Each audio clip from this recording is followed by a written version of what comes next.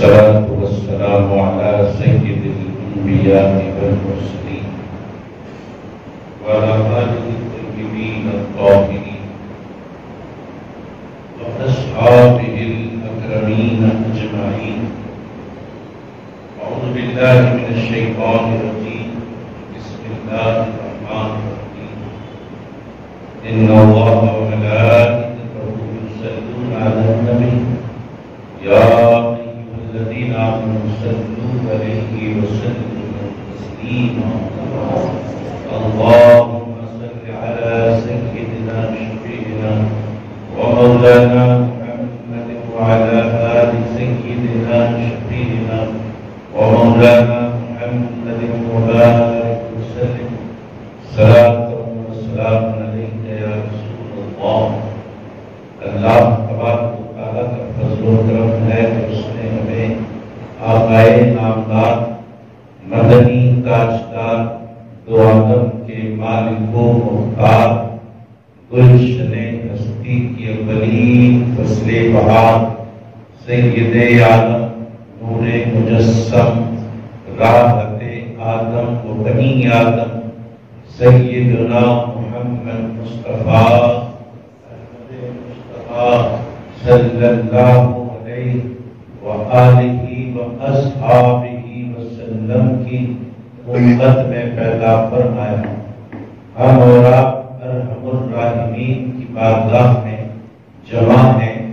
دعا کرتے ہیں پروردگار ہمارے عبادات کو اپنے حبیب صلی اللہ علیہ وآلہ وسلم کے طفیل شرف قبولیت عطا فرما.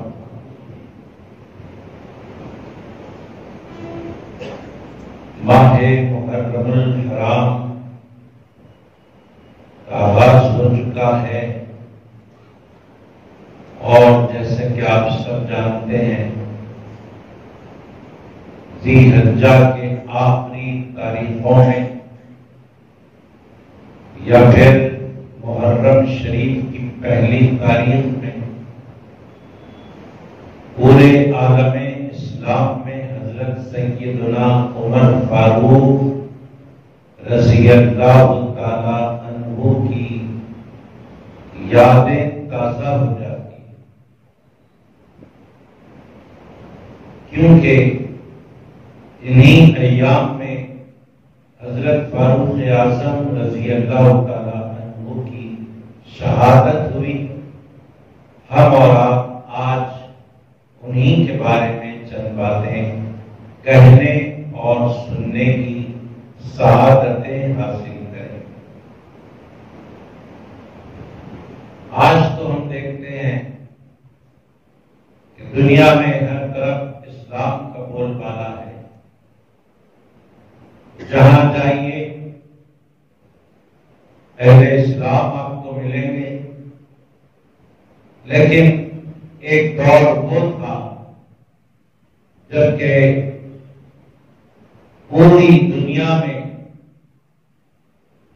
کفر اور شرک اور الحاد کا دورہ تھا.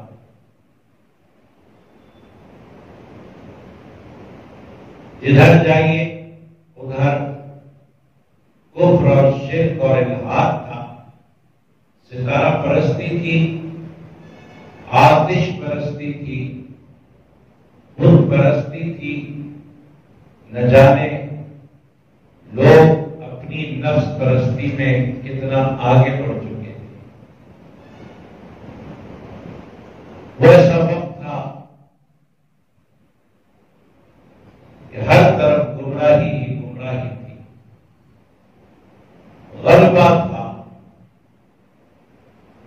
ایسے ماحول میں اللہ رب العزت نے اپنے پیارے نبی حضرت محمد مصطفیٰ صلی اللہ علیہ وآلہ وأصحابہ وسلم کو بھیجا. جب بھیجا تو مکے کی سرزمین پر بھیجا اور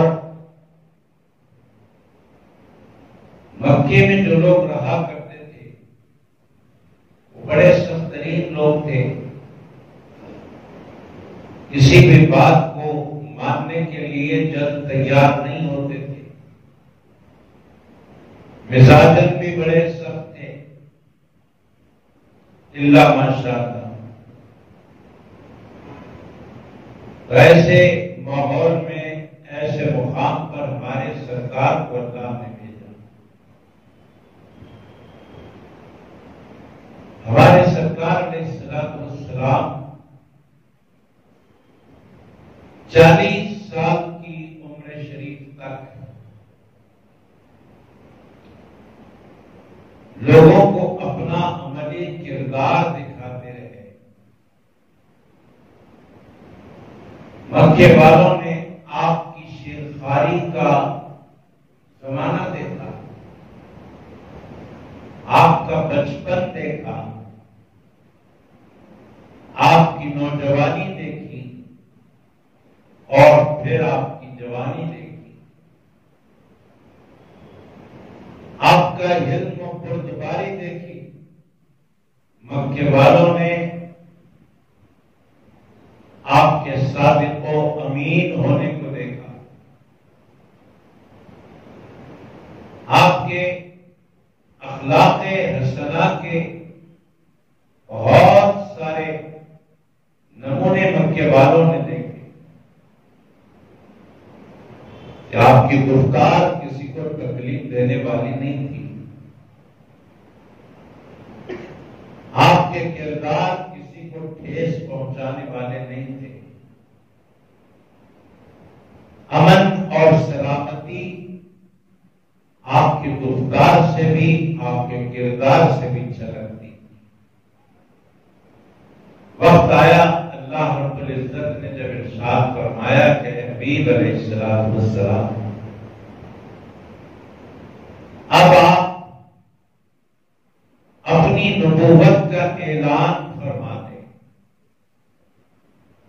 اب نبوت کا اعلان ہمارے سرکار علیہ السلام فرمانے لگے، اپنی رسالت کا اعلان فرمانے لگے۔ کوہ صفا پر چڑھے اور اپنے قبیلے کے لوگوں کو جمع کیا، اپنے خاندان کے لوگوں کو جمع کیا، اپنے شہر مکہ کے لوگوں کو جمع کیا، اور فرمایا کہ میں 40 سال سے تمہارے درمیان ہوں، بتاؤ تم مجھے کیا سمجھتے ہو؟ تو سب نے ایک آواز ہو کر کہا، ہم آپ کو صادق اور امین سمجھتے ہیں، سچا سمجھتے ہیں، امانت دار سمجھتے ہیں۔ حضور صلی اللہ علیہ وآلہ وسلم پہاڑی پر کھڑے تھے، آپ کے سامنے اہل مکہ تھے، آپ نے ارشاد فرمایا، اچھا مجھے تم سچا سمجھتے ہو؟ اتنا سچا کہ اگر میں تمہیں کہہ دوں کہ پہاڑ کے پیچھے سے ایک قافلہ، ایک لشکر آ رہا ہے اور وہ لشکر تم پر حملہ کرے گا، میں دیکھ رہا ہوں اس لشکر کو، وہ لشکر آ رہا ہے، تم پر حملہ آور ہوگا، اگر میں یہ خبر تمہیں دوں تو کیا تم میرے کہنے پر اس خبر کو مان جاؤ گے؟ اہل مکہ نے کہا بالکل مان جائیں گے، حالانکہ ہم کو وہ لشکر نظر نہیں آ رہا ہے، آپ کے کہنے پر ہم مان جائیں گے کہ وہ لشکر آ رہا ہے۔ جب اہل مکہ کی ایک کیفیت سرکار نے دیکھی تو ارشاد فرمایا، آؤ میں تمہیں ایک ایسے کلمے کی طرف بلا رہا ہوں، اگر وہ کلمہ پڑھ لو گے تو عرب و عجم کے حاکم بن جاؤ گے، عرب و عجم کے حاکم بن جاؤ گے۔ اہل مکہ نے کہا حضرت نے کہا کہ بتائیے وہ کون سا کلمہ ہے ہم ایک بار نہیں 10 بار پڑھیں، کیونکہ وہ کلمہ پڑھنے سے ہم عرب و عجم کے حاکم بن جائیں گے، حکومت ہمارے ہاتھ میں آ جائے گی عرب و عجم کی، 10 بار پڑھیں گے۔ رسول کریم صلی اللہ علیہ وآلہ وسلم نے ارشاد فرمایا وہ کلمہ لا الہ الا اللہ ہے، محمد الرسول اللہ ہے، اللہ کے سوا کوئی معبود نہیں اور میں اللہ کا بھیجا ہوا سچا رسول ہوں۔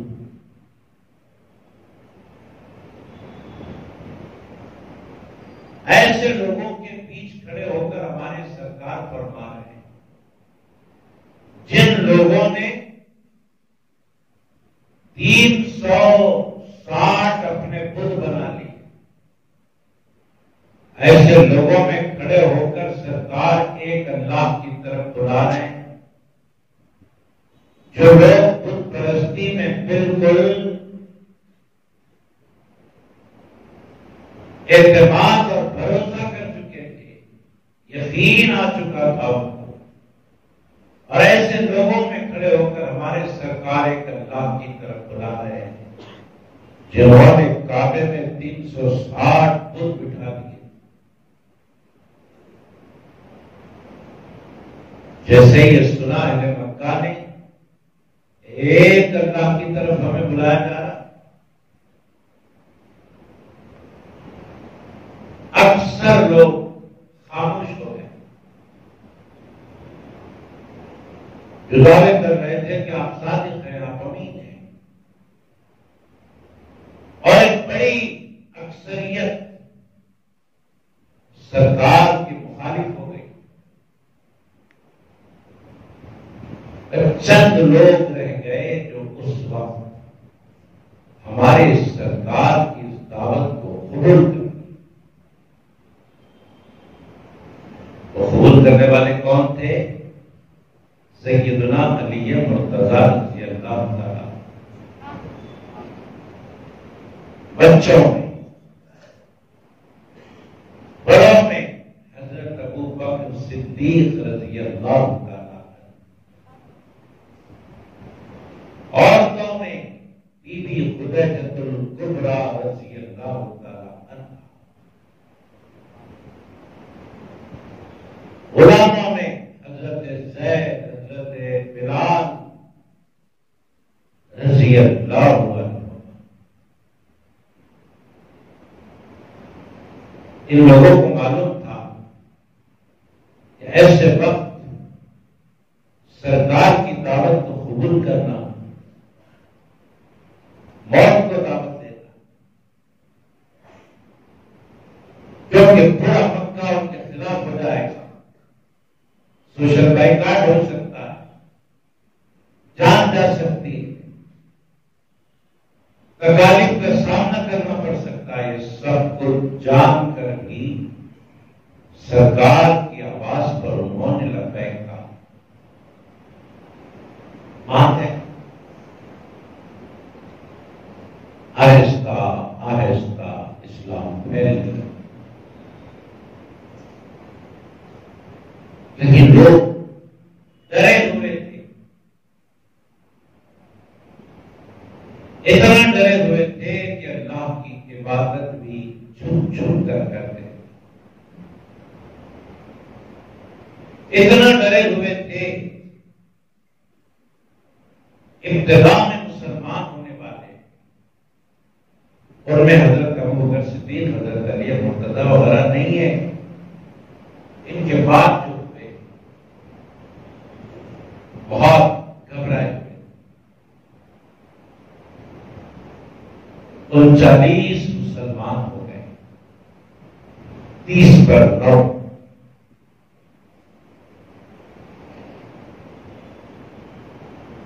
اللہ رب العزت کی بارگاہ میں ہمارے نبی علیہ السلام نے ایک دعا کی، اے اللہ مکے میں یوں تو بہت لوگ رہتے ہیں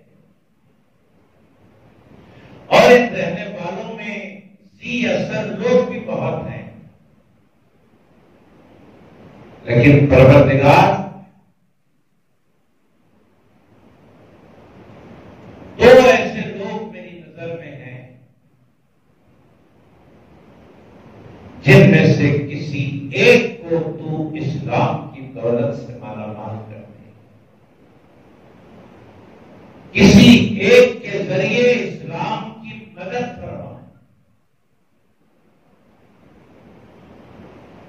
کسی ایک کو اسلام پھیلانے میں مددگار بنا دے۔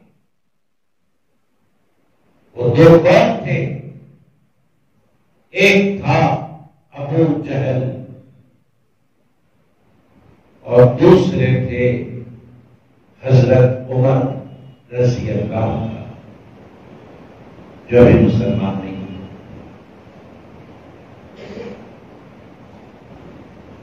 ابو جہل کا نام عمر بن ہشام تھا،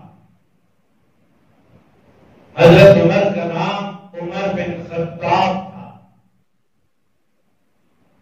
اے اللہ عمر بن ہشام اور عمر بن خطاب یہ دو میں سے کسی ایک کو مسلمان بنا دے تاکہ اسلام تیزی سے پھیلنے لگے۔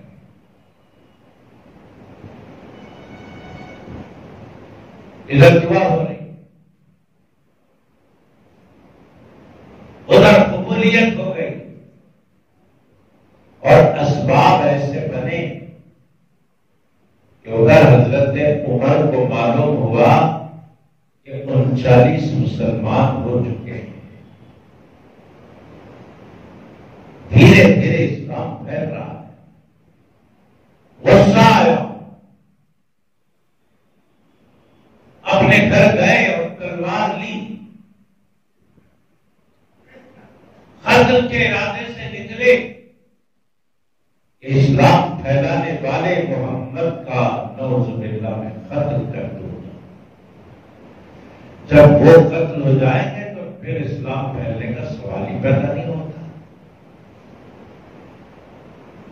چلے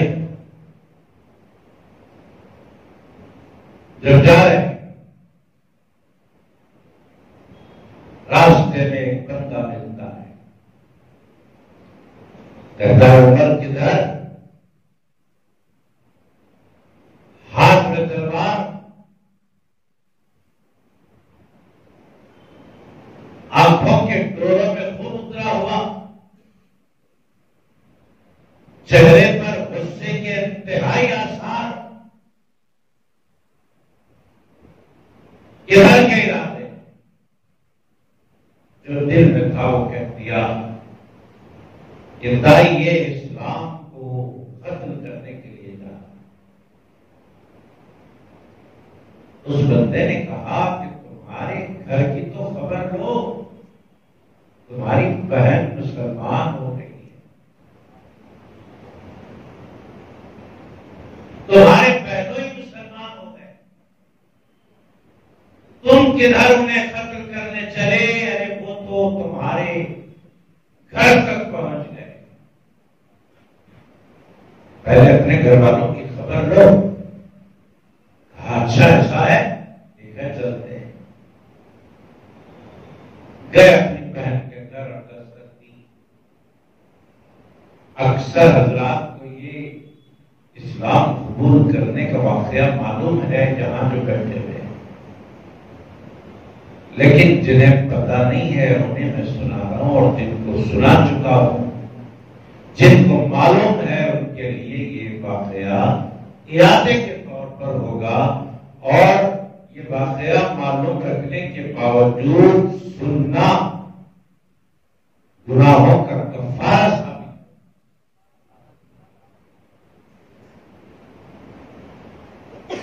سورہ فاتحہ یاد ہے؟ پھر کوئی سورہ فاتحہ پڑھتا ہے تو ہم سنتے ہیں نا، کیوں سنتے ہیں؟ ابھی کوئی دوسری سورت پڑھی ہے، یہ سورت تو ہم کو یاد ہے نہیں بولتے، سنتے ہیں کیوں؟ اس لیے کہ سننا ثواب ہے۔ ایک بات سنو، 10 بار سنو، 1000 بار سنو، ثواب ہے۔ واقعہ سنا ہوا ہے، میں جانتا ہوں اکثر کو، لیکن کچھ لوگ ایسے ہوں گے، کچھ نوجوان ایسے ہوں گے جو نہیں سنے ہوں گے، ان کے لیے نئی بات۔ بہن کے گھر پر دستک دی، بہن نے دروازہ کھولا، بہنوں ہی اندر چھوٹ گئے۔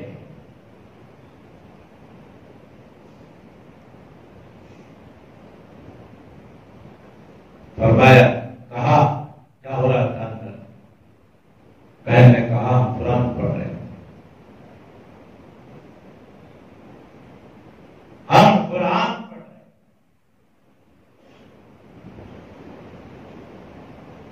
حضرت عمر نے کہا کہ میں دیکھنا چاہتا ہوں وہ قرآن کیا ہے۔ بہن نے کہا نہیں، ایسے نہیں دیکھ پاؤ گے، ایسے نہیں چھو پاؤ گے، وہ پاک قرآن ہے، اس پاک قرآن کو چھونے کے لیے پاک ہو کر آنا پڑے گا۔ ٹھیک ہے، پاک ہونے کا کیا طریقہ؟ کہا ظاہر کو بھی پاک کریں، باطن کو بھی پاک کریں۔ ظاہری پاکی غسل کر لیں، باطنی پاکی مسلمان ہو کر آئے۔ حضرت عمر کو غصہ آیا اور ایک تھپڑ رسید کر دیا کہ بہن کو مارے، اور کہا کہ جو پڑھ رہے تھے وہ مجھے بتاؤ۔ کہا نہیں بتائیں گے، اس کے لیے پاکیزگی ضروری ہے۔ بہن نے کہا میں مسلمان ہو چکی ہوں۔ بھائی نے کہا کہ اسلام چھوڑ دے، اسلام پہنچانے والے نبی کو چھوڑ دے۔ آخرکار بحث ٹکرار پڑی، بہن ماننے کو تیار نہیں۔ کہا بہن نے کہ بھائی تو بھی اسی باپ کا بیٹا ہے، میں بھی اسی باپ کی بیٹی ہوں، اگر تو سخت ہے تو میں بھی سخت، اگر تو مارنا جانتا ہے تو میں مرنا جانتا۔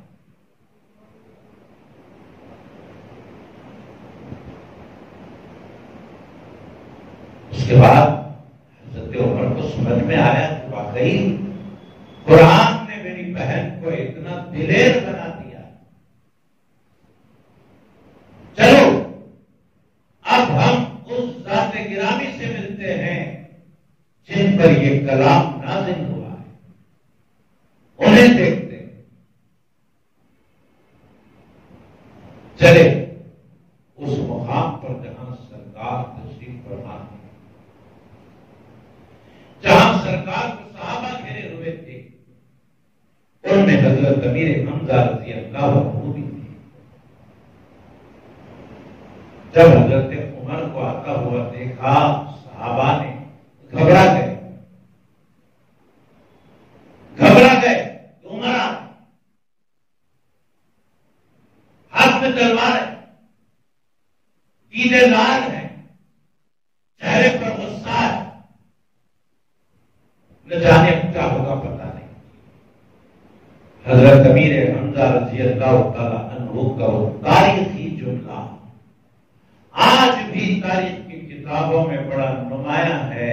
حضرت امیر حمزہ رضی اللہ تعالیٰ عنہ فرمانے لگے، عمر کو آنے دو، اگر نیک نیتی سے آتا ہے تو ہم اس کا استقبال کریں گے، اگر بری نیت سے آتا ہے تو اسی کی تلوار سے اسی کا سر قلم کر دیا جائے گا۔ یہ ہمت کی بات جب ہوئی، صحابہ میں کچھ ہمت آئی، مگر صحابہ کرام جب سرکار کو پلٹ کر دیکھ رہے تھے تو سرکار تو بے چین نہیں تھے، سرکار تو پریشان نہیں تھے، سرکار تو بڑے مطمئن بیٹھے تھے۔ یہ صحابہ کی بے چینی کیوں تھی؟ یہ سرکار کا اطمینان کیوں تھا؟ علماء کرام ارشاد فرماتے ہیں صحابہ کی بے چینی اس لیے تھی کہ صحابہ عمر کو دیکھ رہے تھے، اور سرکار کا اطمینان اس لیے تھا کہ سرکار عمر میں دیکھ رہے تھے۔ ان کے دل میں دیکھ رہے تھے کہ کیا نیت لے کر عمر آئے. آتے ہی مسلمان ہو گئے. اور جب حضرت عمر مسلمان ہو گئے تو پھر اسلام تیزی سے پھیل گیا. جو گھروں میں چھپ چھپ کر عبادت کی جاتی تھی، اب گھروں میں چھپ کر عبادت نہیں ہو رہی تھی، اب صحن کعبہ میں عبادت. اسلام کو فوقیت مل گئی. اسی لیے ایک جملہ بڑا کہا اور سنا جاتا ہے. وہ جملہ ہے کہ ہر صحابی نبی کے مرید ہیں. ہر صحابی نبی پاک کے مرید ہیں. اور حضرت عمر فاروق نبی پاک کے مرید بھی ہیں، مراد بھی. کہ ہمارے سرکار نے اللہ سے عمر کو مانگا، اے اللہ عمر کو دے. سرکار کی مراد ہے حضرت عمر فاروق رضی اللہ تعالیٰ. انہی کے نام کی مسجد میں ہم 5 وقتہ نماز، جمعے کی نماز ادا کرتے ہیں. ہمارا حق بنتا ہے سب سے زیادہ کہ ہم آج کے دن ان کا تذکرہ کریں. آپ کے فیصلے بڑے متاثر کن، آپ کی عدالت بڑی متاثر کن، اور آپ کے فتوحات بڑے متاثر کن. آدھی دنیا پر آپ کی حکومت کی، آدھی دنیا پر آپ کی حکومت. لیکن سادگی کا عالم یہ کہ اگر کوئی ملاقات کرنے آتا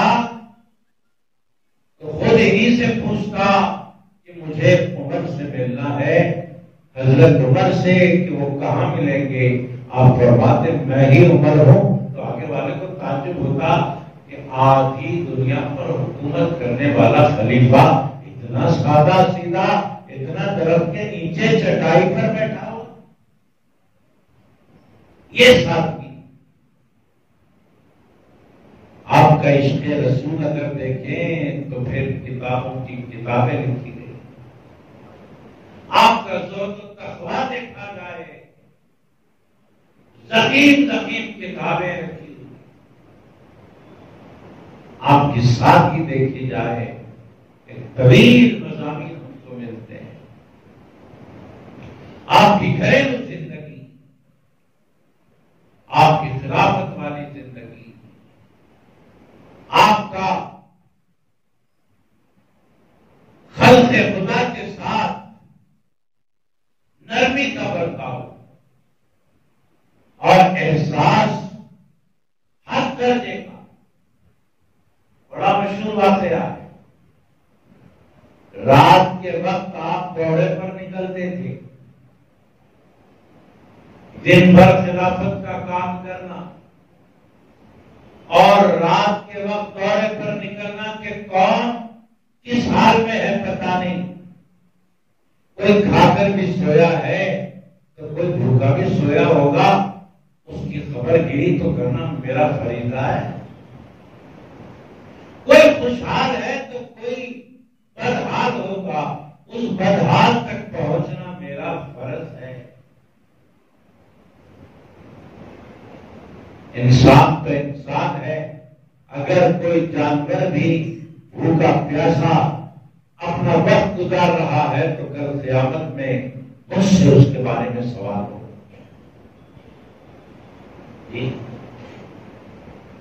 یہ احساس رکھنے والے حضرت عمر فاروق رضی اللہ تعالی. دورہ چل رہا ہے رات کے وقت میں. ایک جگہ دیکھا کہ ایک خاتون ہے، اس کے کچھ بچے ہیں، اور وہ خاتون چولہے پر ہانڈی چڑھائی ہوئی ہے، دھواں نکل رہا ہے. رکے، فرمایا خاتون اتنی رات آپ پھر گئے کیا پکا رہی ہے؟ تو بولے پکا نہیں رہی ہوں، پکانے کا ماحول بنائی، پکانے کی ایکٹنگ کر رہی تاکہ میرے بچوں کو دلاسا ہو جائے، بچے یہ سمجھے کہ چلو کچھ بن رہا ہے، کھا کے سوئیں گے، اسی امید میں ان کو نیند آ جائے اور رات گزر جائے، بس اس کوشش میں ہوں۔ ہانڈی میں کچھ بھی نہیں ہے، میں نے ہانڈی میں پانی اور پتھر ڈال رکھے، کھانے کو کچھ ہے نہیں ہمارے پاس۔ حضرت فاروق اعظم رضی اللہ تعالیٰ عنہ نے اس کی داستان سنی، وہ سناتے سناتے بات بول اٹھی کہ ہمارے خلیفہ عمر بن خطاب کو تو کسی کی فکر ہی نہیں ہے، انہیں کسی کا خیال ہی نہیں۔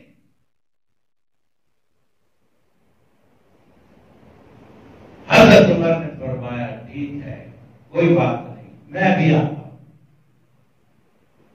وہ حضرت عمر کو پہچانتی نہیں تھی۔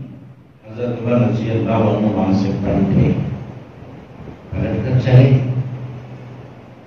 بیت المال گئے اور بیت المال سے کچھ اناج لیا، کچھ گھی لیا، کچھ ترکاری لیا، کھانے پینے کا سامان لیا اور پورا تھیلا اپنے کندھے پر اٹھانے کے لیے جب تیار ہوئے تو ادھر سے خادم نے دیکھا، دوڑتا ہوا آیا، عرض کیا حضور والا یہ میں اٹھا لوں گا،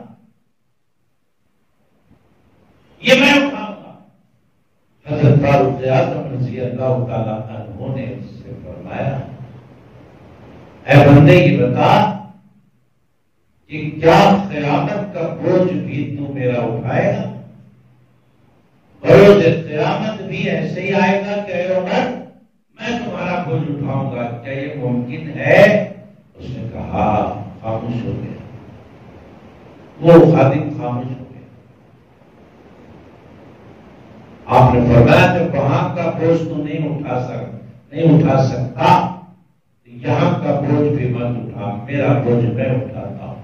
اٹھایا کرنے پر اس خاتون کا گئے، جانے کے بعد چولہا سل گیا، پھر روٹیاں بنی، پھر سالن بنا، پھر بچوں کو اٹھایا گیا، پھر کھلایا گیا۔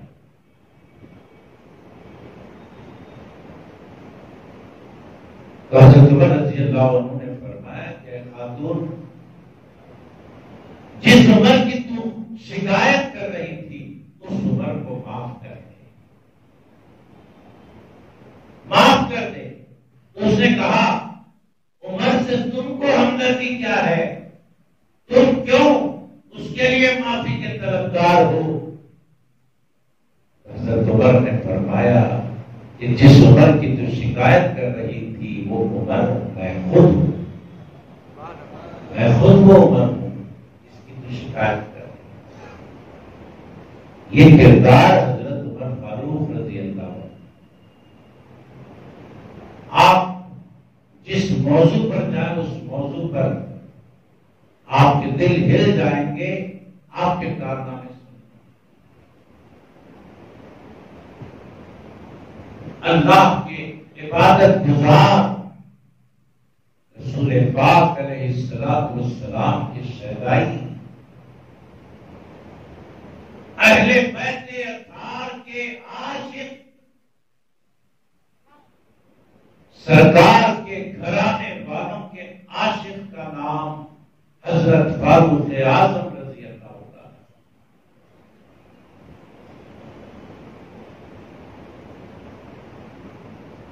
آج رافضیوں کی یہ کوشش ہے اور ہمیشہ رہی کہ حضرت ابو بکر صدیق اور حضرت عمر فاروق رضی اللہ تعالی عنہ کو غلط پیش کیا جائے اور یہ بتایا جائے کہ یہ اہل بیت کے دشمن تھے، یہ نبی کے گھر والوں کے دشمن تھے۔ ہرگز ایسا نہیں ہے۔ اور اہل بیت اطہار کی عزت کرنا، ان کا احترام کرنا، ان کی تعظیم کرنا، اس امت کو صحابہ کرام نے بتایا، صحابہ کرام نے بتایا، سرکار علیہ الصلوۃ والسلام کی تعظیم صحابہ کرام نے بتایا۔ آج اس امت کو سرکار کی تعظیم کیا ہوتی ہے عملی طور پر جانکاری ہوئی تو صحابہ کے ذریعے ہوئی۔ اہل بیت اطہار کی تعظیم کیسی کرنی چاہیے یہ صحابہ سے پتا چلا۔ اس امت بال برابر بھی سرکار کے بارے میں صحابہ کرام نے بالخصوص خلفائے راشدین نے حد سے تجاوز نہیں کی۔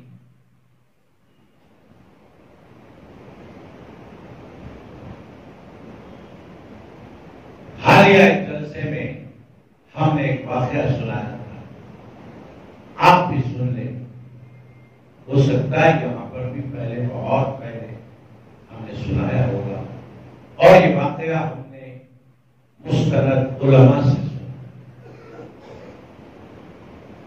حضرت علی مرتضیٰ رضی اللہ تعالیٰ عنہ نے خواب دیکھا، اس خواب میں مولا کائنات دیکھتے ہیں کہ فجر کی اذان ہو رہی ہے۔ فجر کی اذان کے بعد دیکھا جا رہا ہے خواب میں کہ لوگ مسجد نبوی میں جوق کر جوق آ رہے ہیں۔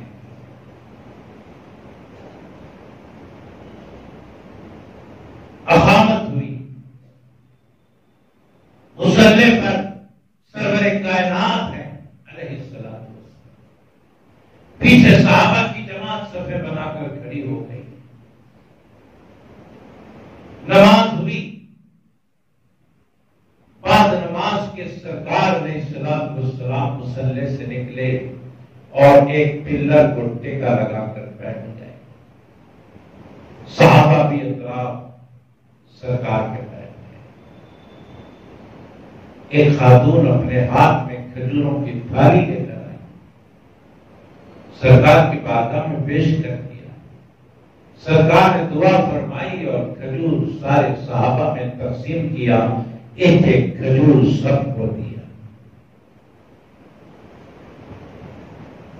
وہ کھجور لینے والوں میں حضرت علی فرماتے ہیں کہ میں نے بھی ایک کھجور لیا، اس کے بعد میری آنکھ کھل گئی۔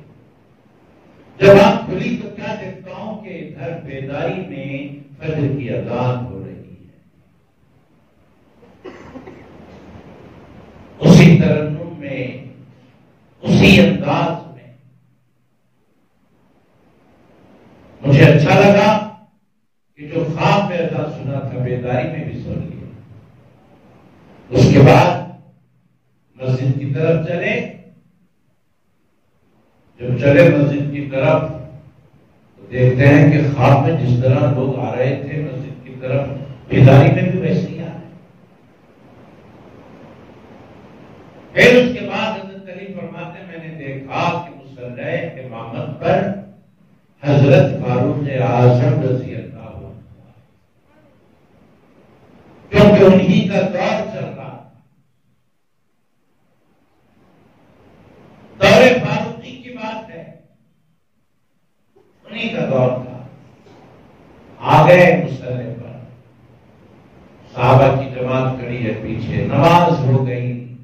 بعد نماز کے جیسے سرکار خواب میں پلر سے ٹیک لگا کر بیٹھے تھے، حضرت عمر فاروق رضی اللہ عنہ بھی ویسے ٹیک لگا کر بیٹھے،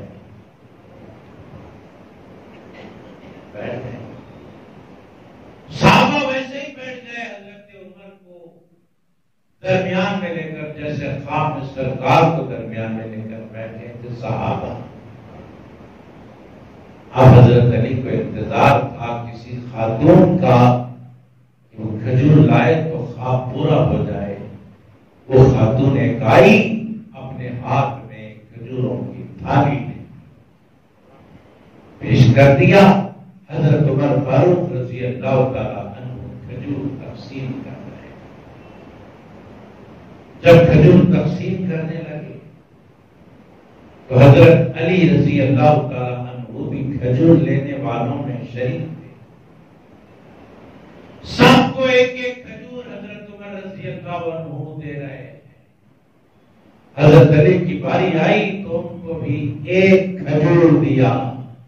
حضرت علی رضی اللہ عنہ نے عرض کی کہ اے عمر مجھے 2 کھجوریں دے دو، کیونکہ کھجوریں تو بہت ہیں، لینے والے کم ہیں، اگر آپ 2 بھی دیں گے تو وہاں کمی نہیں ہوگی، ایک اور کھجور مجھے دے دیا جائے.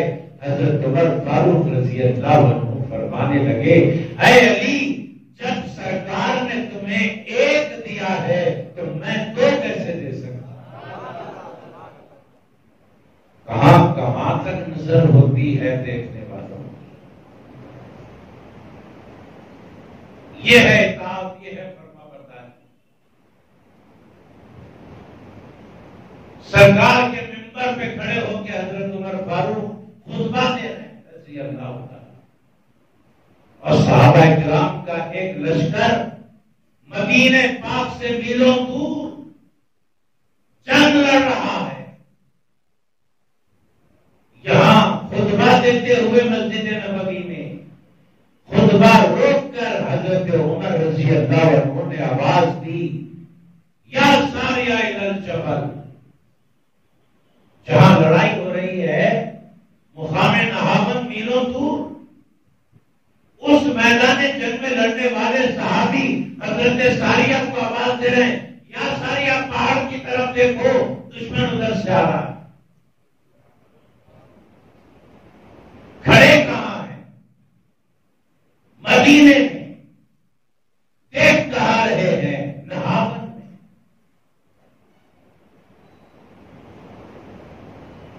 ہم یہاں مسجد میں بیٹھے رہے، مسجد کے باہر کیا ہو رہا ہے ہمیں پتا نہیں. حضرت عمر منبر رسول پہ کھڑے ہیں مقام نہاون جنگ کے میدان میں، کون کیا کر رہا ہے، کون کدھر ہے، حضرت عمر کو پتا ہے. اندازہ کرو کہ اللہ رب العزت نے سرکار کے صحابی ہونے کے ناطے، سرکار کے خلیفہ راشد ہونے کے ناطے حضرت عمر فاروق رضی اللہ تعالیٰ عنہ کو کیا بصیرت عطا فرمائی کہ وہ دیوار کے پیچھے بھی دیکھ لیتے ہیں.